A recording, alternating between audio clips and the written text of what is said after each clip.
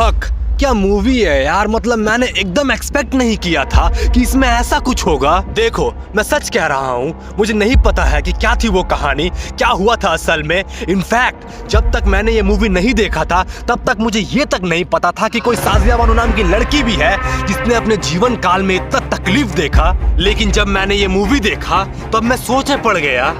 देखो इसकी कहानी सिंपल है। एक लड़की रहती है जिसका नाम रहता है साजिया बानो। उसकी जिंदगी तब टूट जाती है जब उसका हस्बैंड अब्बास दूसरी शादी करके उसको और उसके तीनों बच्चों को छोड़ देता है। शुरू में अब्बास बच्चों को मंथली मेंटेनेंस देने का वादा करता है, पर कुछ समय के बाद वो इसे बंद कर देता है। और फिर यहाँ पर मजबूरी में आकर साजिया कोर्ट का सहारा लेती है।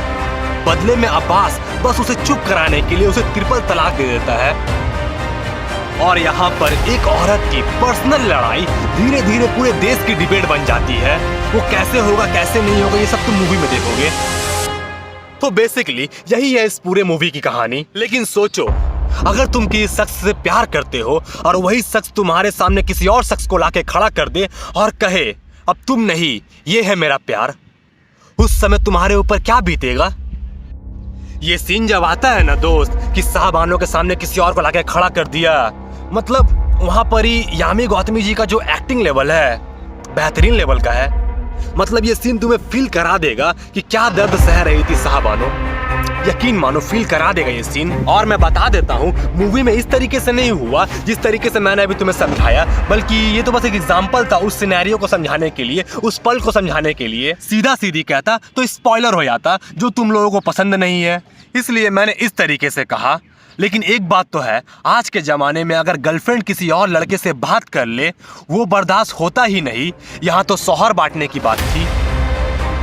लेकिन फिर भी अगर ये सीन तुम्हारे मन को ना तोड़ पाए, ये दूसरी पत्नी लाने वाला सीन, तो मूवी में और भी बहुत कुछ है जो तुम्हारे मन को हिला के रख देंगे।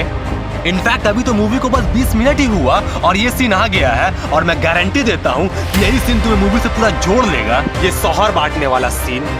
और तो और सबसे ज्यादा इस मूवी में क्या फील होता है, बानू जी का दर्द। क्यों मैं ऐसा कह रहा हूँ, तो एक एनिवर्सरी वाला सीन आएगा और वो सीन तुम्हें समझा देगा ये बात कि आखिर क्यों मैं ऐसा कह रहा हूँ।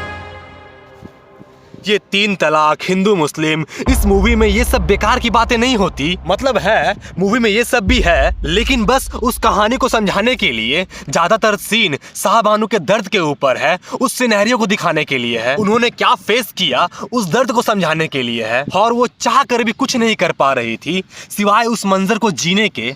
और जिस तरीके से उस दर्द को इस मूवी में दिखाया गया है ना, कसम से कहता हूँ भाई वो फील होता है। और ऊपर से म्यूजिक उस सीन के संग जो कॉम्बिनेशन बैठाता है अलग। और मैं सच कह रहा हूँ दोस्त, इस मूवी ने रुला दिया एक पल के लिए जब लास्ट कोर्ट वाला सीन आता है। लिटरली में जब साहबानू कोर्ट में खड़े होकर अपनी बात कहती है, दिल रो देता है भाई उनकी बात सुनकर, मतलब वो सीन देखकर।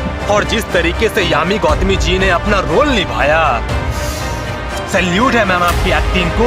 ऐसा एहसास ही नहीं होने दिया आपने एक पल के लिए भी कि जैसे ये किसी और की कहानी है। ऐसा महसूस हो रहा था कि जैसे ये आपकी कहानी है। ऐसा लगा जैसे आप पे बीत रहा है वो सब और आप उस दर्द को उस कोर्ट रूम में बयां कर रहे हैं। एक पल के लिए भी ऐसा नहीं लगा कि जैसे मैं किसी एक्टर को एक्टिंग करते हुए देख रहा था, बल्कि ऐसा लगा कि जैसे ये खुद साजिया बानो है जो अपने दर्द को बयां कर रही है वहां पर। इसलिए अगर ये मूवी तुम्हारे नजदीकी सिनेमा घरों में लगी है तो जाके देख लो, क्योंकि ये मूवी काफी बेहतरीन मूवी है। ये सब मूवी थिएटर में देखना चाहिए। और हाँ, ये ऑनेस्ट रिव्यू है, कोई मजाक नहीं। यहाँ पर जो भी मैंने कहा वो सब सच है, वो सब मेरे दिल की बात है कि हाँ मुझे मूवी से क्या मिला, मुझे इस मूवी से क्या मिला, मैंने इस मूवी में क्या देखा।